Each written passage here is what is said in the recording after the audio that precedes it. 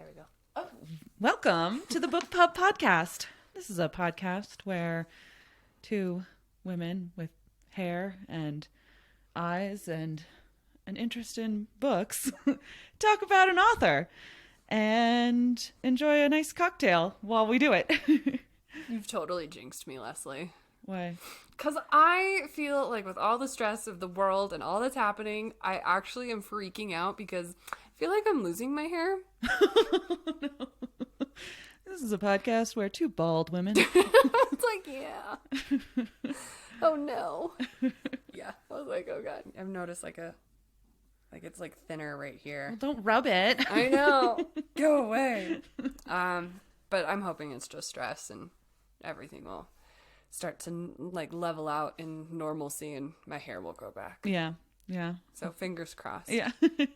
So yes, this is a podcast where two women who have two eyes and a nose and some hair get around and talk about books. Yes.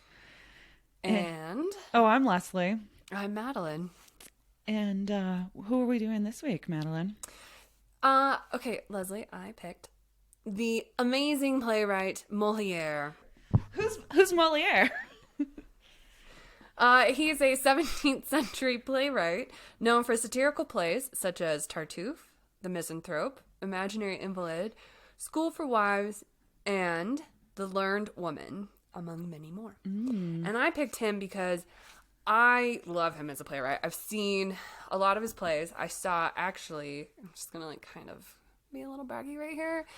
I saw The Misanthrope. It was The Misanthrope in London, starring Keira Knightley. Oh, interesting. And she was terrible. I'm sorry. I know it's going to cause uproar, but it was like she's a great film actress, but she was terrible in this. Yeah, she's an interesting actress because I don't think she's always like great, you know? Like no, she's not always great, but she has moments of yeah. I think it just depends on her director. Like she's very much like you need to have a really good director with Keira Knightley. Yeah. Anyway, so I love it. I loved it. Imaginary Invalid. I was peeing my pants. It's so funny. Seeing Tartuffes. And I actually got a little obsessed with Moliere in college. I directed Tartuffe. Oh, nice. I love for Tartuffe. like directing class thingy that we had to do. And then I actually even wrote a paper on Moliere. And I was like, when I started doing my research, I start digging through all of my old stuff. I'm like, this paper has to be in here. I've got to find those sources. It's gone. It's poof, vanished. Aww. So unfortunately, so you had to redo your paper. I had to redo my paper. It was kind of annoying, but it was okay. So I just really love him as a playwright. Especially his satirism. I'm going to make up that word. Satirism? Satirism. Is that a real word? Yeah, I think satirism. I think that's how you say it. Yeah, his satirism. his ability to be a satirical human and just like note human folly and just like make fun of it and bring it out to light. So I'm excited. Yay. And we're drinking a fun cocktail. Yeah. So I'm pairing this with, because I would like to drink this with, very much so, with Moliere. It's a spin-off of a Kir Royal. And it was something that I had in France a lot. And it's just a little bit of champagne, or like a glass of champagne, with some Chambord or any raspberry liqueur. So it just kind of is like a sweet, they do it as like an aperitif kind of a thing. But because Moliere was such a, fuck it kind of guy, what the hell, fuck it, I added in some apple brandy. Yeah. And by brandy, she means Jack Daniels. Really wanted it to be brandy, but we live in a small town. So that's, ideally if you're going to make this and you have access to apple brandy, specifically, I would have loved to do it with Calvados, which is an apple brandy from France. And I really did try to do all France with this. From the little sparkling wine that I got is an actual French sparkling wine. I didn't do the, Prosecco or anything. I tried to keep it as French as possible. Well, I'm gonna say I haven't had a sip of it yet, but I like the idea of the Jack Daniels instead because it's very American, and we're gonna bastardize everything. We are. Oh my god! I tried to look up how to say a lot of it, but it turns out Google pronunciation. There's like a thing where like you can type it in and like Google will it's all computer and sounds worse than anything I've ever heard. I'm like, well, that's not how you say it for sure. So I asked Zach, my husband, because he's been learning French for a while. And so he kind of helped me, but we'll see. We'll see how it goes. So yes, so it's just a glass of champagne. We just did the little bottles. So it's just, don't go crazy on the amount of champagne. And then I did a tablespoon of framboise, which is raspberry liqueur. Mm-hmm. And then just a splash of the apple Jack Daniels. Yeah. So cheers. Hi, It's nice. Interesting. Yeah, it's not bad. No. There's a lot of flavors that hit you. Yeah. Particularly the apple Jack Daniels. Yeah. I think I probably should have put more framboise in it. Okay. Yeah. It looks like a rosé, quite honestly. Like when you're just looking at the glass, it's like I feel like I should be drinking rosé, so it's kind of confusing my taste buds. Yeah, my eyes and taste bud. The thing is that it should be a lot redder. Okay. And I don't know if it's not as red as it should be because of the splash of Jack Daniels or because I didn't do enough of the framboise. Yeah. Who knows? I don't know, but it's drinkable. Yeah. It is what it is. Woohoo! Woo! So there you go. Yeah. So let's dive into Moliere. Moliere. Oh, playwright. So I have to say really fast too that the picture that I'm obsessed with him right now is him dressed in his character of Julius Caesar. What? And it really just makes me so happy because he was born a bit after Shakespeare. Mm-hmm. So it's like, oh, cool. Like he was performing in Shakespearean plays. That's pretty legit. So That's meshing crazy. of cool theater world stuff. I love that. Yeah, because I don't know. I mean, these people existed after, like, especially when they're real old. It's kind of funny when it's like, oh yeah, you knew who Shakespeare was too. Yeah, like, whoa, what? We're not the ones who discovered Shakespeare? So cool. Yeah. It's just, like you said, it's like, oh yeah, people have been performing, like you know it. Yeah, but then exactly, you see like a picture of it and you're like, whoa. Yeah. Whoa. It's like putting puzzle pieces together where it's just like, wait, my history of Shakespeare and understanding like, oh, and then, he wasn't really that popular and like until like the late 1700s and and all, and all this stuff. And it's just like, but then you have to puzzle piece that together with like other histories. It's always interesting. Yeah. Where it's like, oh, right, these things kind of overlap. Like, oh, interesting. And that he was French and that it actually translated into the French world. So that's, I was like, whoa, that's so cool. Geeking out, theater geek, geeking out. And we're both theater geeks, so I know you'd appreciate that. Okay. So the story goes. This man, born Jean-Baptiste Poquelin. Cool. Question mark Pocahontas? there. Poquelin. Poquelin? On the 15th of January, 1622. Which is actually when he was just christened, but they say like born because until you were christened, you weren't really considered like born. Mm-hmm. And so he was probably born like the 13th or the 12th, but oh wow, okay, so you're christened like and then it's like this is the away. day you were christened, and therefore you're good. Yeah, okay. Because babies would die before their christening often, and so then why name them? Yeah, exactly. See, I'm like, I was gonna say, but I didn't want to be the one to say it because I keep bringing up the whole like, because all those babies that die.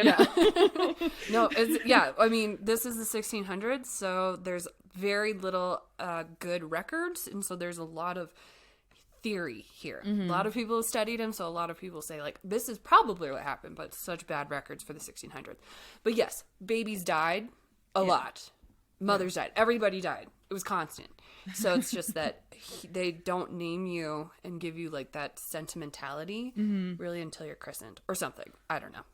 Yeah, sure. That makes sense. Yeah. So he's born in Paris to Marie Cressay, who was a daughter of the bourgeoisie class. And father is Jean Poquelin. So he's Jean Jr., which is John Jr., which, let me tell you, the John Jingleheimer-Smith song kept getting stuck in my head so often with that. John Jr. John Jingleheimer-Smith. So I'm just going to call Jean Jr. Moliere for the sake of understanding and continuity. But just know that his name is actually Jean-Baptiste. Jean-Baptiste. It's really fun to say French things. It is, when you can say it right. Yeah. And you're not like Canadian and you say it all wrong. I know they speak better French than I ever will, but they have a bad accent. Yeah. Yes. That's what the country of France says for sure. So Moliere was the first son to the couple. There were 5 other siblings born after, but only 3 survived. Okay. At age 11, his mother dies. Oh, okay. And John Sr. moves his family to a more affluent part of Paris. And it didn't seem that Moliere really got along with Jean Sr. Okay, wait, what did the father do? I mean, he was just aristocratic, rich dude. The mom was, right? So... Yeah, she was part of the bourgeoisie, so I'm guessing they really didn't have to worry about working much. Kind of thing. Yeah. But we'll get into that. Jean Sr. actually does end up working. Okay.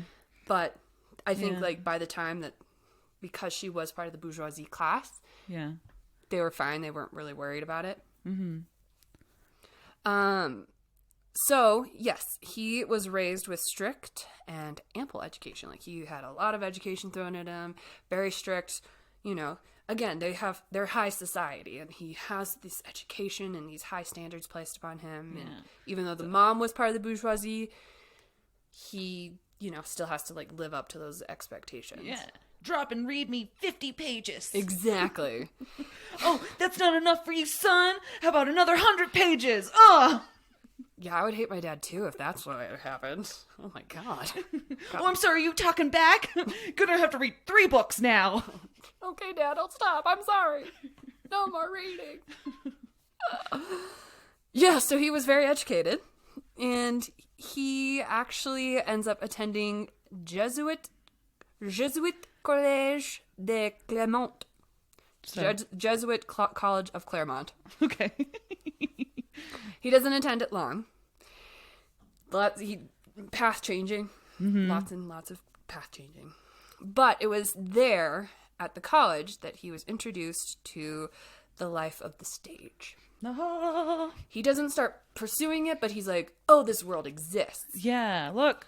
People, like, act things out. They play pretend. Because, again, the bourgeoisie weren't really part of the theater scene. So he goes to college and he's like, oh, like, that's probably where he was probably introduced to, like, you know, the ancient Greek plays and stuff like that. And he's like, oh, this is cool. But he does nothing with it.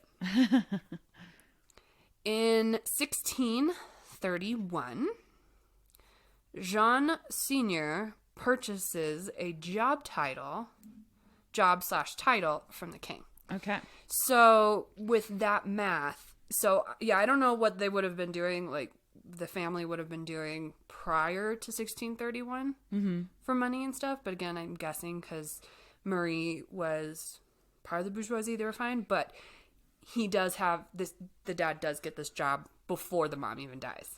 Oh, because at 1631, he would have been 9, Moliere would have been 9, and the mom dies at 11. So... Okay, gotcha. Yeah, so he needed something. Like, maybe he wasn't really as bourgeois as, you know. So, he needed something. Well, and here's the thing. You purchase a job, which also gives you a title. So you have a lot of money to begin with. So he can... It's like an investment. Yes, exactly. It's an investment. He purchases it, and he becomes the title is the valet to the king's chamber and the keeper of carpets and upholstery. Oh, weird. I had to like read that like 4 times. Like, what does that even mean? Yeah. And I worked it through in my brain. This is how I worked it out. So he takes care of the room, the king's room. He's like, okay, I'm going to make sure that this room is taken care of. Things are put away. That the chambermaids are making, I'm in charge of this room. Also, I'm in charge of the carpets and, like, the fabrics on his chairs and stuff. Are well taken care of and made and all this stuff.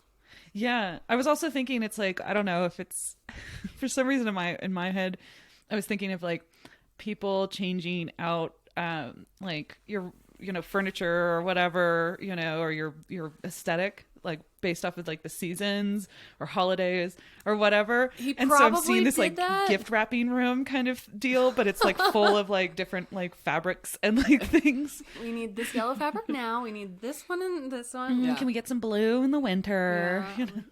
Let's use some purple, around Christmas time. Yeah. I mean, it's just an interesting chat. Someone just died, so everything needs to be in black now. Yes.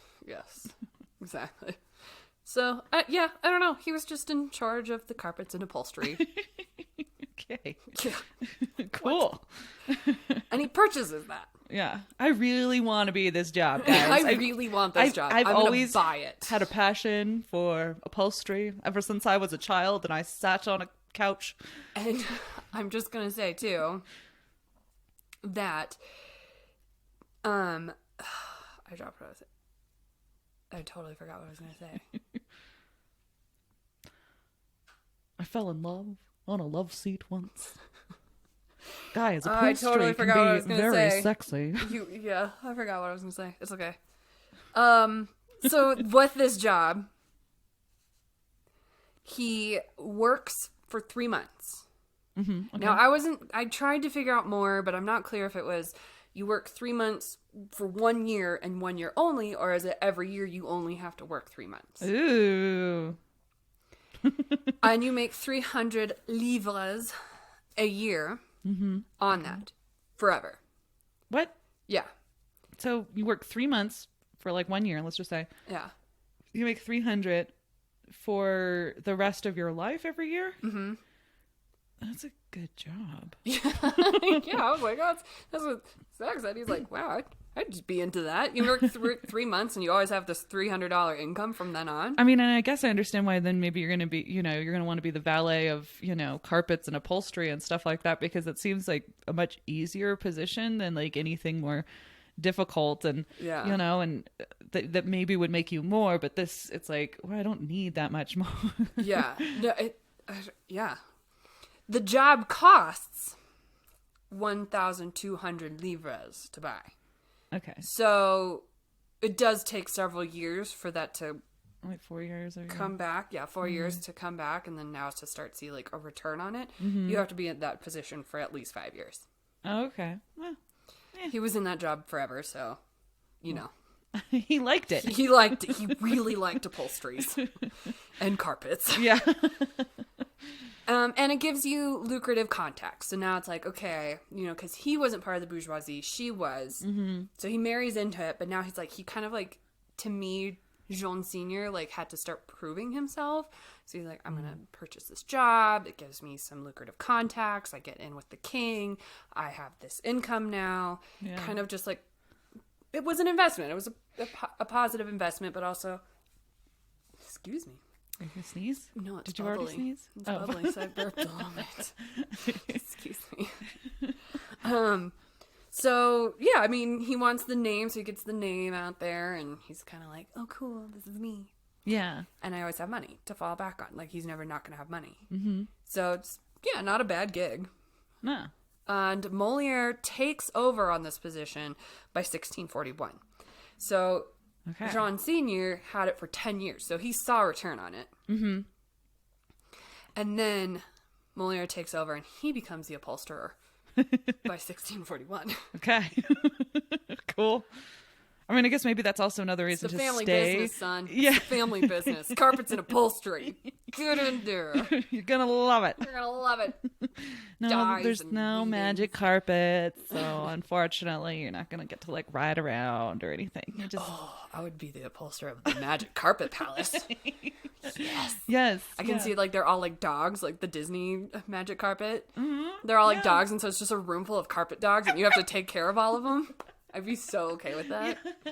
I'd be so okay with that. Mm-hmm. Maybe they would even help you with like other parts of your job because they're all active and right? stuff. I'm like, oh. So not only am I happy taking care of these cool upholstery Puppy. carpet dogs, but I'm also getting help from them. Oh, I love it. Yeah.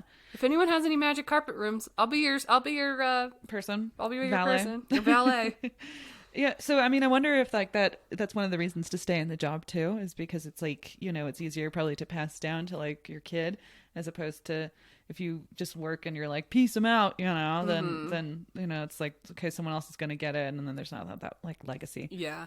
No, that definitely probably came into play. Like, I need to make sure that this title, this position keeps, like, it helps my family. Yeah. Yeah. Moliere actually tampered with law training and was interested in becoming a lawyer for a bit. But ultimately, he was pushed into his dad's footsteps with a career in office and being the upholsterer. I think that's really funny. It's like, that's just like the opposite of any other kid or anything, like where it's like, you know, Mom, Dad, I'm obsessed with fabrics. I love fabric. I think I want to go into fabrics someday. And it's like, no, you're going to go to law school and you're going to make money for yourself and a name for yourself. But I just really would like to be, you know, someone who deals with carpets all the time. Son, in this family, we do not. I like how do not get law degrees. I like how your story, great story, totally see how it's that modern twist on it. But the dad was super American and the child was British, and this is all set in France. So riddle me that, Batman. I don't know. It's a working play. It's a working Moliere's deck. childhood with an American father and a British child. Please, sir. Please, sir, I want to work in carpets. Upholstery is my favorite. Yeah. It's a working upholstery sketch. is important. I'm not going to knock upholstery because, you know, I'm sitting on very nice upholstery right now. So I'm not going to knock the person who made this beautiful fabric for me to sit on. Yeah. I mean, yeah. So it's important, but it's also just, it's funny for... Yeah, like, no, son, you're going to get into fabrics. You can't... But I want to be a lawyer. No, you must work in the lawyers. In the bedroom. What? No. I mean, that is what he did. Yeah. That's the valet to the room.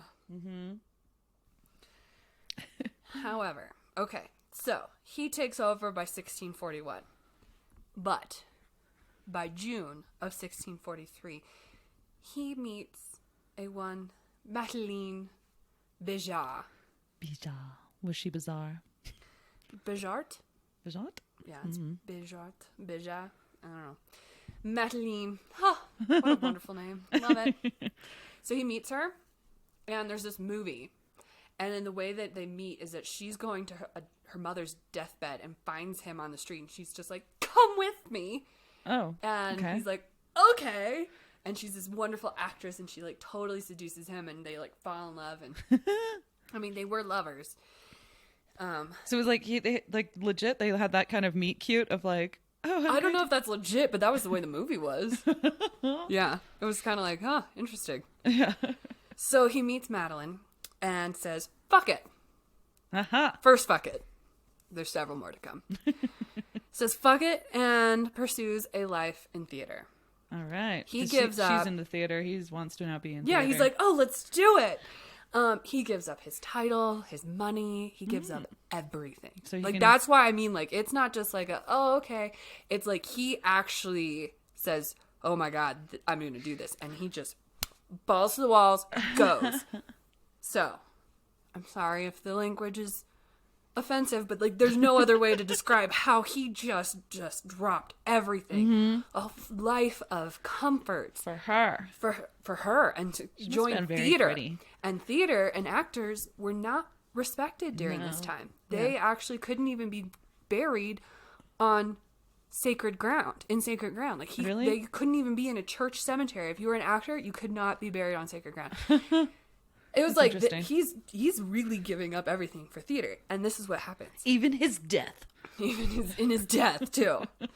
However, So yes, he does this, and he doesn't just say, okay, I'm going to join theater world and just, casually start acting and working his way up. No, he takes 630 livres that he has, and he probably doesn't have a lot of money because he's just disowned everything. Takes 630 livres and starts his own theater company and buys a theater called the Illustre Theater. Nice. Theatre. I don't know. So yeah, it's like fully like not like, okay, yeah, I'm just gonna like go to an audition every once in a while. Start an audition. Let's just see how it goes. He's like, nope, I'm gonna do this. I'm gonna buy a theater. I'm gonna start my own theater company with Madeline. Nice. Yeah. I was like, wow, he's so cool. No holds back. I mean, I guess, if you're going to give up everything, then you might as well, just be like, well, not only am I going to, like, get into theater, like, I'm going to have a theater, Yeah. Like, if everyone's going to leave me for being involved with this, it's not going to just be a hobby. It's going to be my life now. Yes, exactly. So this company that he forms is later joined by Madeline's sister and brother. But 2 years later, in 1645, they are bankrupt. Oh, of course. Yeah. it's so hopeful, skipping out, I'm going to buy a theater. I'm going to start doing this. It's Ed Wood, It's just like, I know, I'm a filmmaker. I know how to make films, and I'm going to, like, do all the... It's like, you don't know anything. Like, you've never done this before. Of course you failed. Just baby steps. Just baby steps. But no, that was not Moliere or Ed Wood. So he actually ends up in debtor's prison twice. Oh, wow. Okay. It's not long stints in debtor's prison. They say potentially his dad helped bail him out by paying off his debts. So he gets out of prison. He's like, okay, my theater failed, but I'm still going into the theater. And he joins the acting circuit with Madeline. And they're acting, and they're like, you know what, just this, like, casual acting experience, not good. So, I missed something. A huge point. Oh, okay. So he gets out of acting, or out of prison, and he's like, I'm joining the theater world. And this is when he starts using the pen name, stage name, Moliere. Oh, okay. No one knows why. There's a town in France that they think he might have was like, I want to use this name. I like this name. It's so much better than John. Jean. This quaint town, I want to be like that. So he starts using Moliere. And they're not sure, because again, no real good records or anything. Yeah. He might have done it to like help protect his dad, because again, actors are not respected. He's now ended up in debtor's prison, so it's like distancing from himself from his family, so his dad's not ashamed of him. Yeah, that's what I was kind of thinking, because that tends to be like sort of the thing. Like Pablo Neruda, it wasn't so much a shame thing, but it's like, his parents were like, no, you can't be a poet, that's crazy. And so he's like, all right, I have a pen name now, so they won't find my poetry being published. Exactly. So that it's not for sure, it's speculation, but they say like that's one of the reasons, and that's the reason that I liked the best, because it made sense to me. Like, yeah, bourgeoisie, title with the king, all this grandiose life, right? And it's he's like completely let it go for something. Son? Yeah, it's like, oh my god, I saw your son in the theater yesterday. You want to explain about that? Yeah, it's like. Yeah. Okay, I'll just save you the world of trouble, Dad. I'll just go by Moliere. Yeah. So yes, that was huge. So then they're acting, him and Madeline, and they're like, okay, let's go on tour. Woo! So it's another fucking moment. Yeah. Get out of prison. This didn't work. Yeah, this didn't work. We're going to act, but we're not really feeling it. So let's travel around France. So they go. Get the caravan, kids. Let's go. Let's go. Road trip. He and Madeline go and start to do a theater tour with a theater company in the provinces of France. So, but again, like, we don't have any real hard evidence of his touring, but his name pops up in ledgers everywhere, and they're like, oh, okay, so he checked in here, he rented this space out, like, so it's like they were able to follow his route with these ledgers that they have found. So it's cool. And he eventually on the road starts his own theater company with Madeline. Nice. And during this time, it teaches him a lot about managing, writing, acting, working with the public. because he's out there with the people. Yeah. And he learns a lot. And he does this for 12 years. Wow. Yeah. And I was like, whoa, that's a really long time. For like, to be like touring around and stuff. And, Constantly touring around. Wow. Nice. Like, there's no evidence that he ever even returned to Paris to even like go visit. It was just like 12 years of touring. Yeah. Hey, it's like stand-up comic life. Yeah. Really. It really is. He also makes a lot of friends during this stint of traveling because he's going around and he's meeting important people. He's learning how to rub elbows with the finest kind of a thing. Mm-hmm. He befriends the Duke of Orleans. Okay. And the Prince of Conti, the governor of the Languedoc region. Which, side note, the Languedoc region is a great region for wine. Why aren't we drinking that? I know, I was like, it should be wine because it's France, but at the same time, I was like, that's a cop-out.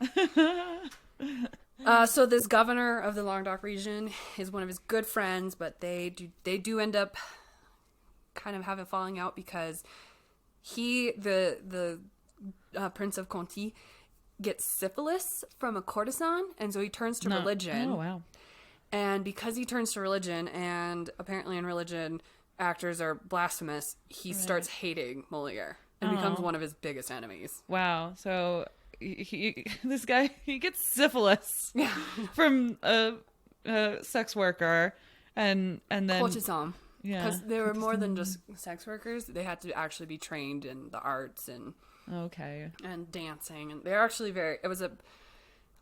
it was the highest end of the low jobs that you could have. Right. Okay. But still, so it's like, he gets syphilis and it's like, I can no longer be your friend. Yes. You disgust me. Yeah. But wait, monsieur, I do not know what you are talking about. You're the one with syphilis. I did not give you the syphilis. That's not my point. I'm talking just about how so like sad. God is like, and I'm trying to get on his good side since I've been really on his bad side. Courtesans? No, thank you. Oh. So that's just a funny little anecdote. So him like hanging out with these guys actually also teaches him how to like deal with the upper class, the bourgeoisie, all of that stuff. He learns a lot. Nice. And also think of that idea that he has this friend who then that was really good friends, but gets syphilis and then turns to God and hates him. Yeah. Hypocrite in religion. Is it ticking any of the boxes for any of its plays? Intent tartuffe. So then after 12 years, he starts slowly returning to Paris, meaning that he goes to the outskirts of Paris, and I can just see him like in the tavern. I totally went in the tavern. He's not like, oh, yeah, let's grind. Yeah, the DJ's like, so hot tonight, man. It's just so hot, DJ. And this is where I'm having this glass of Kir with him, and he's sitting there going, oh, have you heard of this Moliere guy? Oh, I hear he is absolutely phenomenal. So he sits there and he goes to taverns and he tries to make his reputation precede him. Oh, that's interesting. So he's like sitting there like spreading rumors about how great he is and like doing like all this kind of stuff like, hey, Moliere, I'm Moliere, I'm cool. And, like, so that by the time he fully infiltrates Paris, everyone's like, oh, I know you. Oh, that's cool. I heard your name. I heard your name from somebody's lips. I don't know where. He was at the club. He liked the DJ. It was hard to hear over the ons, but let me tell you, it was the name that stuck out. Exactly. I think that's totally what happened. Yes, right? Conversations. It's the 500 years later. Arrested Development thing, you know, like the going around and like this Fuke person. Yes. Yeah. Oh, are you the Fuke that everyone's been talking about? Exactly.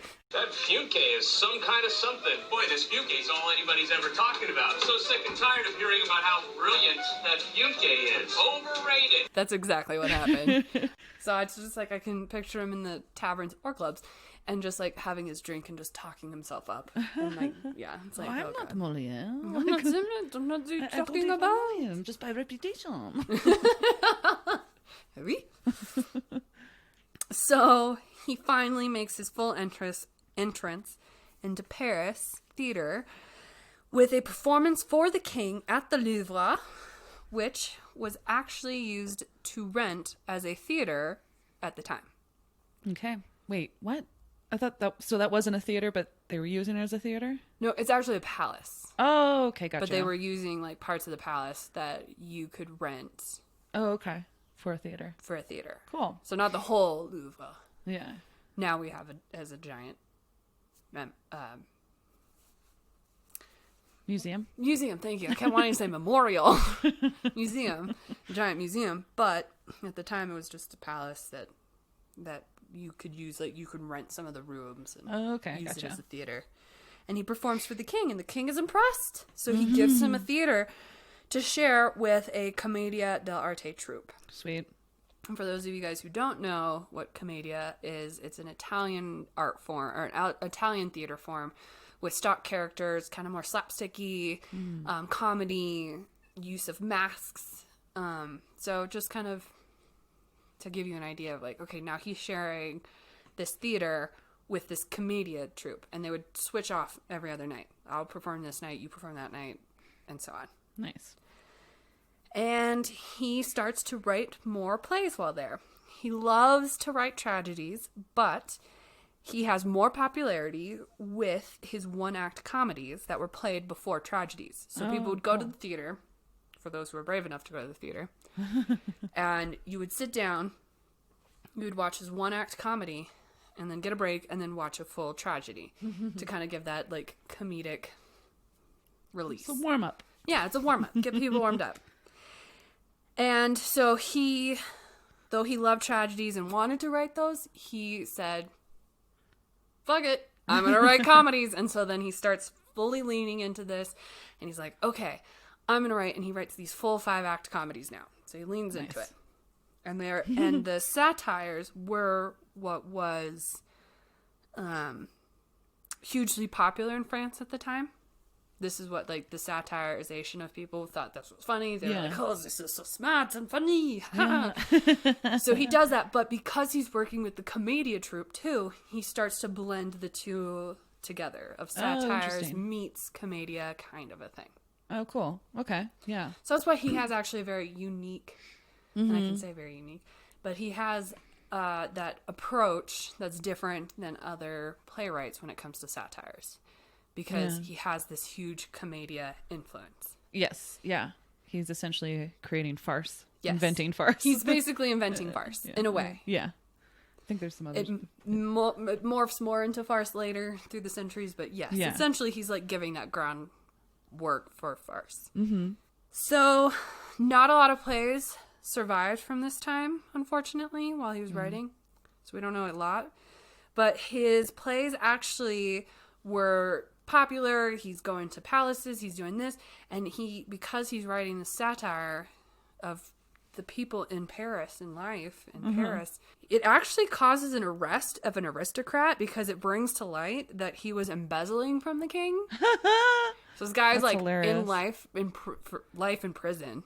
Oh, wow. Because it was like this play that was put on, and it was like all this stuff. And it's like, hey, isn't that kind of supposed to be you? Like, is that you? Is that you? Oh, wait, what? I mean, because a lot of it seems very similar to your life, so. Right?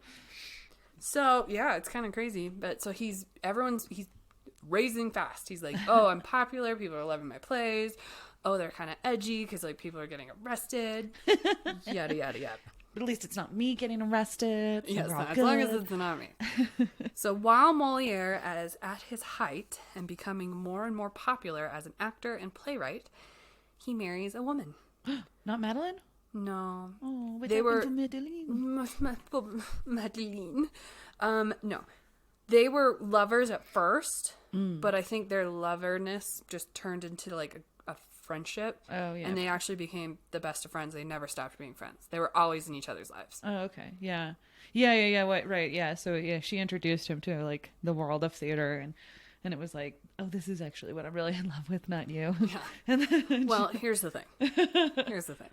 So he marries a woman, Amandie Béjat. Amanda? Armande. Okay. So I'm thinking it's pronounced Armande. Amelie? Armand. If you look at it, it looks like Armand Okay. with an E. Béjart, which is Madeline's surname. Oh. It's either considered her very younger sister, 20 years younger, or this daughter of a duke. But there's the same name. So Madeline, Armand, Béjarts. They're both Béjarts. So he marries her. So again, I don't know. We don't know. We never will know what was happening. But he marries her in 1662. Nice. Okay. In that same year, he writes the play School for Women. It's not a sexist, really. Like, or, it's, I mean, it sounds like one of those, like, I don't know, what do you call it? Proud boy kind of things. Like, well, here's what it is. So it is. It sounds like that, right? Because it's Moliere. Yeah. Being satirical. Right. This play actually makes fun of the lack of education afforded to women in the upper class. Mm-hmm. Okay. So he's like, he sits there and he makes fun of it because he's like, these women should be educated.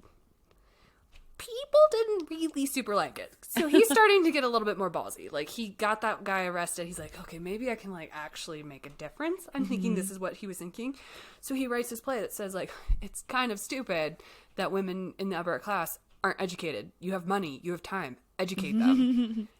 But he does it in a very satirical, like, comedic, undertoned way. Yeah, yeah. But people start getting kind of offended. And the people who are like, well, man, not cool, they critique him and criticize him, start to claim that he actually married his own daughter by Madeline. Right. Okay. I was thinking. So, like, it's like, oh, this year you married her. Oh, and then you wrote this play in the same year that's, like, really offensive to us. Well, you clearly just married your daughter. I don't understand the connection on that one, but it was what they claimed. Mm-hmm. It's like, what? I mean, but it is that there was such a young difference. Yeah. There's a 20-year difference. Mm-hmm. And so it's like, it could have been her daughter and they were lovers, but I don't think he would have married his own daughter, but it was still probably not his daughter, but then it's like his daughter. Yeah, his lover's daughter or something like that. But, like, we grew up with the movie The Graduate. Are we really that shocked? Yeah. I mean, I don't think that would be. I mean, especially if, that he spent all this time with, them. So, I don't know. Wouldn't he know, like, oh, that's my daughter? If they were best friends. I don't know. But it was still, like, weird that they made that, like, jump. And, like, that was what they started accusing him. How dare you tell us that women shouldn't be sitting around doing needlepoint and looking pretty, that they should put things in their brains? You clearly married your own child. Yes. Did you know? Did you know that you married your own child? I don't know if you know this, but we all do. That's exactly how I actually imagined it in my brain. Like, that. To a T. Like, really pompous. I just insulted you. You were insulted. I smacked you with my glove. It's pretty funny. So that was the leap. People just really did not like his realism and his irreverence. They said, like, this is kind of starting to hit too close to home. Yeah, why can't you just make stories with happy endings? Yeah, you're just kind of making fun of us, and we're not okay with it. Like, ouch. I'm okay with you making fun of other people, but when you, like, make fun of us, crossing a line. Yeah. No can do, people. However, Moliere was smart, and he learned this from his time on the road, learning how to rub elbows with the finest, know how to keep the right friends close. Yeah. So he's actually best friends with the king. Oh, right. Yeah, the king supports his play. What up, suckers? Yeah. Right? So even though all these bourgeoisie people are like, we are offended, the king's like, well, suck it. And he makes me laugh, so well. Yeah, I like his plays. He gives Moliere a pension. Okay. So he's an actor and playwright now, making money, and actually even agrees to be the godfather to his son. Oh. Which was Wow. like, whoa, that's kind of cool. Yeah. Because if Moliere had died and the mom had died, then the king's in charge of that child. Yeah. So he's like saying like, I'll totally like take care of your kid, no problem. Whoa. Yeah. Like, cool. He just knew. He knew what to do. And he knew not to make fun of the king. So if you read any of his plays, none of them are actually about the royalty. Mm-hmm. So he was smart. He was like, just keep your friends close.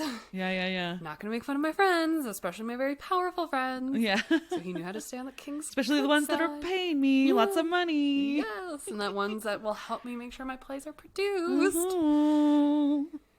So, oh, I don't know. Okay, so he was he was fine, but this, because he was best friends with the king, his play about women, all that, was fine, and it actually caused, because of his play being so smart and so like subtly in your face about the lack of education, it actually spurred on a feminist protest.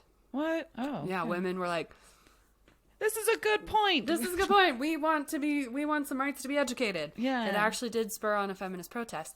And then he actually wrote a further play, or a sequel type, of making fun of the people who were offended by his play, The School for Wives. You are offended? I will write more plays about you. Yes, it's like, from what I Oh my gosh. read, kind of understood. I never like read the play or seen the play, but what I saw is like, it's two fat guys going to see a play, and they're like so offended, but they don't do anything about it, kind of Nice. thing. It's like everyone online. Yeah, exactly. Exactly. Oh, God, Moliere would have had a field day today. So much. Let's cancel everything. Cancel this person. Cancel that person. Oh, my God. This You is look just the most cross-eyed. awful, insane, horrible thing ever, and I'm personally just so shocked and so offended. yeah. Yeah, Ugh, Gabby.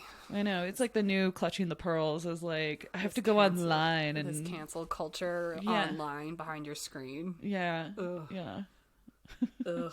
Everyone call your senator because Kanye West jumped on stage and was mean to Taylor Swift. Call your senator. I love that. Yes. Stinking cancel culture. Ay, ay, ay. Just snobby people. Anyway, yes, and Moliere would have had a field day with this. You know he would have. He'd be like, oh, God. What? I picture him, like, if he was modern, he totally would have been on SNL. Yeah. Yeah. Like, he would have been like, SNL is my jam. Or at least he'd be like a fan favorite guest host. Yes. You know? Yeah. So, again, his fucking attitude, he's like, cool, I've spurred on all of this stuff with my plays. I'm going to write Tartuffe. Yeah. So in 1664, he writes Tartuffe, which creates the biggest scandal in Paris. Because it really highlights the hypocrisy of the dominant class and the clergy among the people. And he's like, oh, you people are hypocrites. I'm going to rub it in your face. Ah.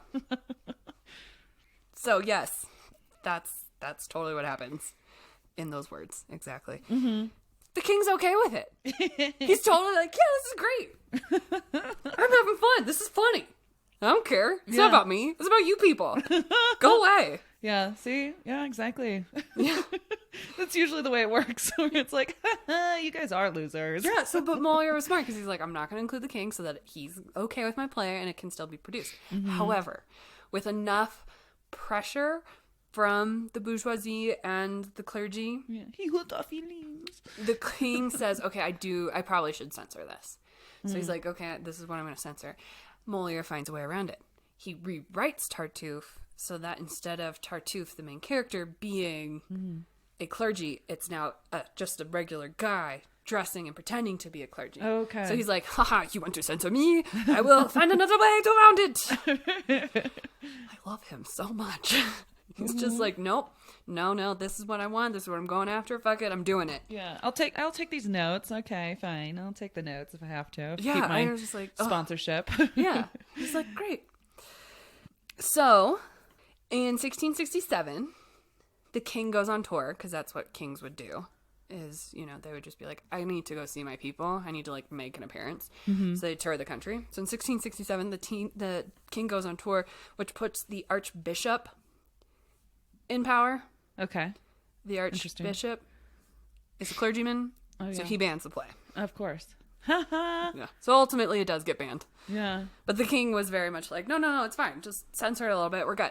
But then he leaves and the archbishop's like, no. I'm banning this play.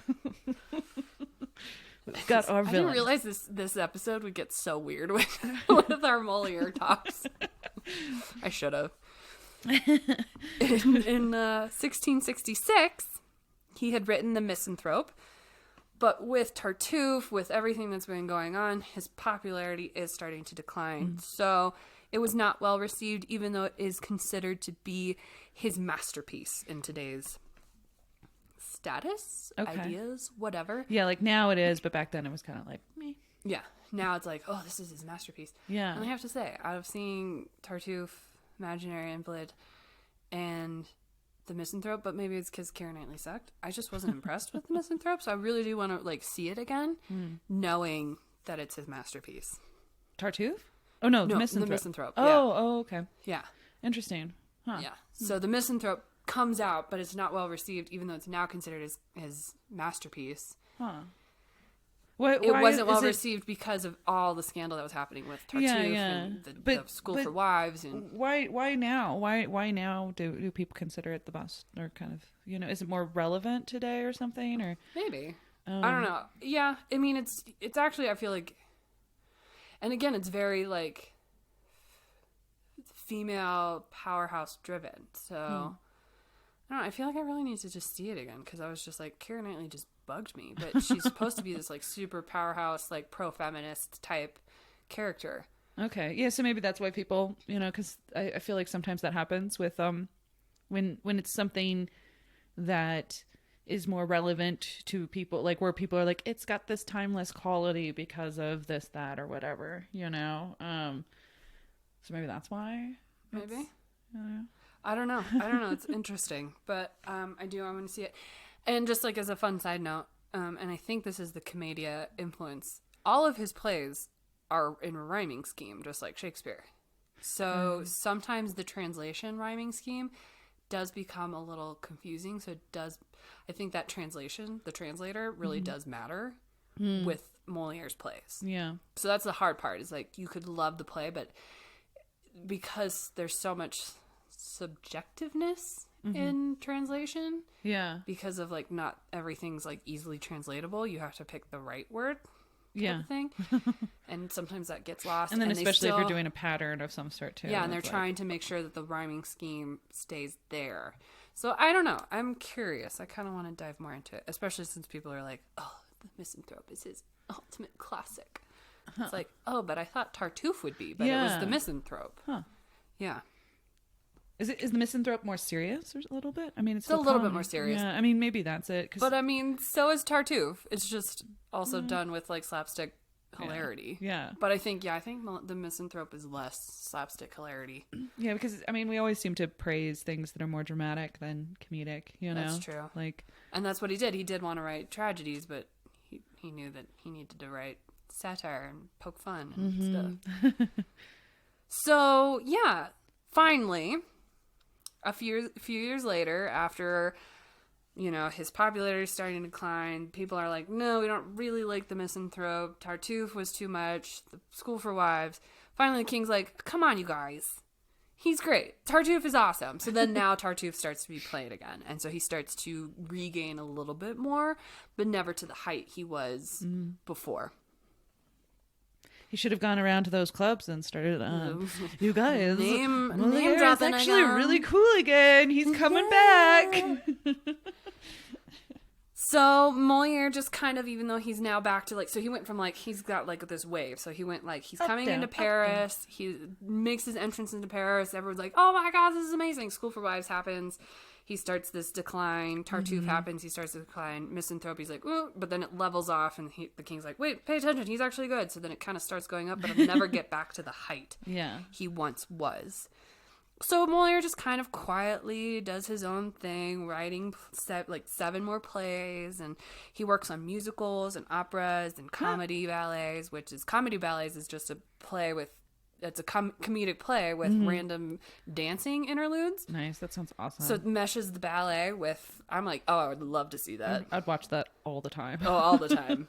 Comedy ballets sounds really cool. So it's just like, yeah, it's like between each act is just like a giant dance number. Yeah. And spin. And then Play. show. And then, and spin, and then show.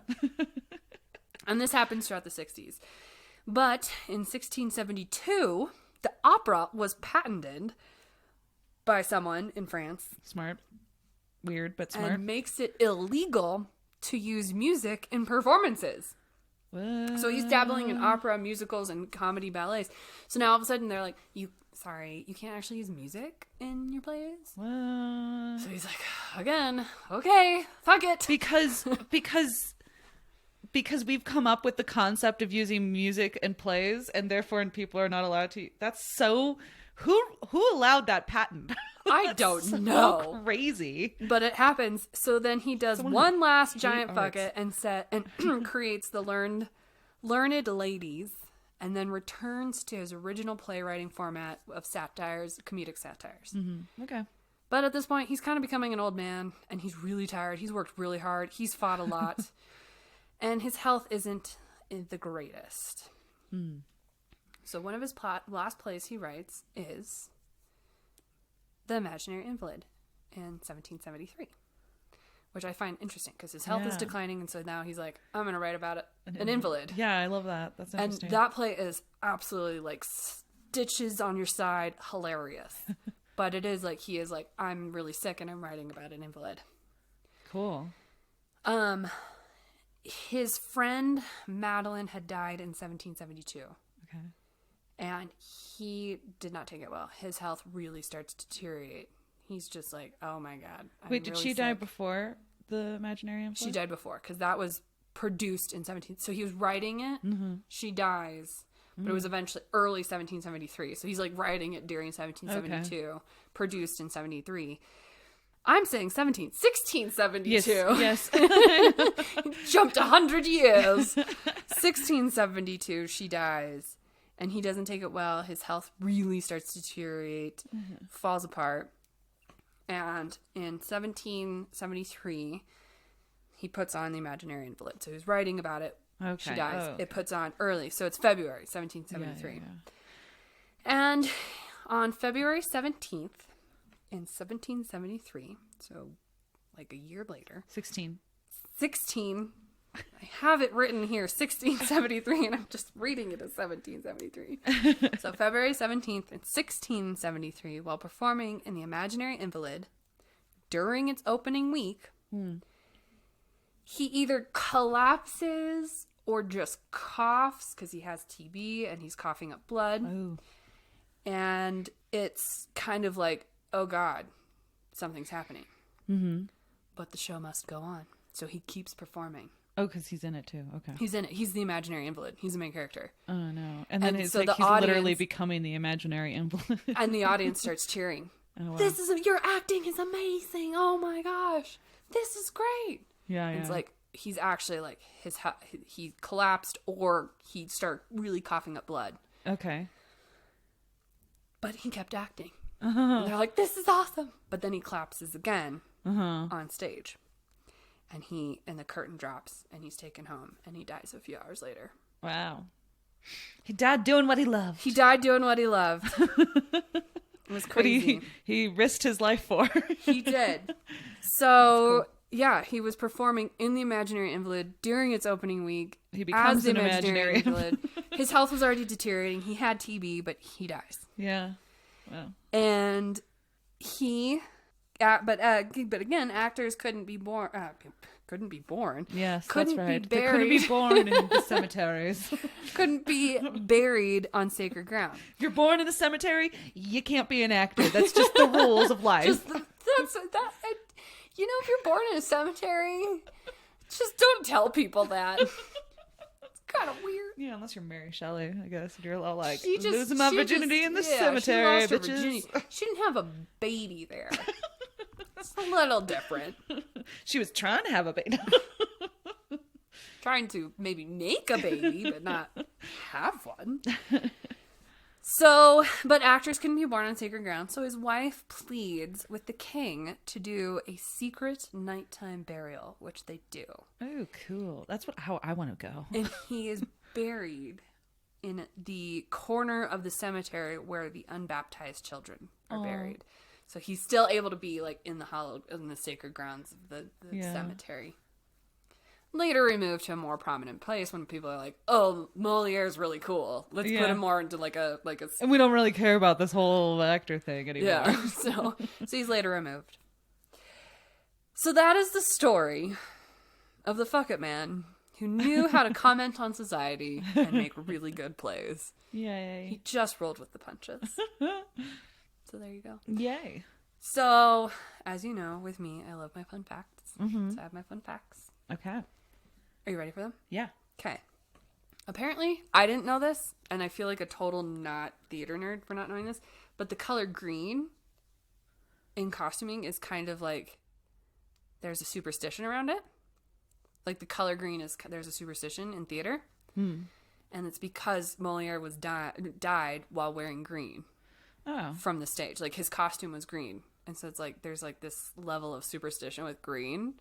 You didn't know No, this I didn't know that. I knew blue, like things that are in blue glasses are supposed to like be poison or something. And I don't know. There's other like weird color things. Yeah, but there's theater. like apparently this superstition in theater with green, and I didn't know this, but yes. So here's the reason for that.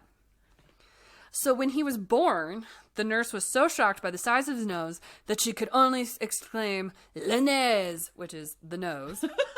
So that became his nickname for his family. So he was known as Le Nez. That's so sad. That sucks because there's nothing you can do about it. You're like, oh great.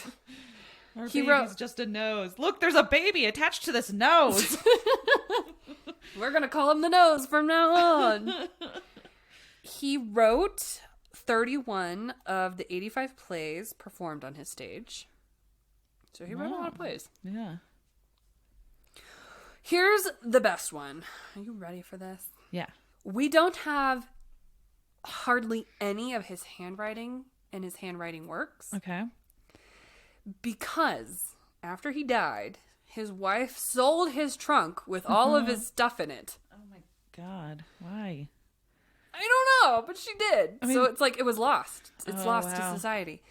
But around the Industrial Revolution, a peasant came to the National Library in France saying, like, I have this cool trunk with a bunch of stuff in it. Can I see the head guy to, like, talk about it? Yeah. It was late. The guards are like, no, go away. Come back tomorrow. And as he's turning away, he's like, it's Moliere stuff.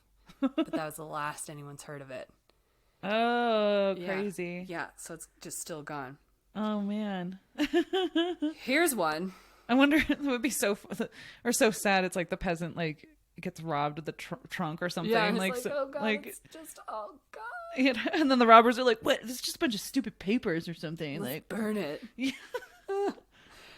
So because of this lack of having written his plays, having copies of his handwritten plays, around 1919, people start saying that he didn't write all his plays. Of course. God, like all of them. Like, oh my God. And so you see all these parallels with him and Shakespeare.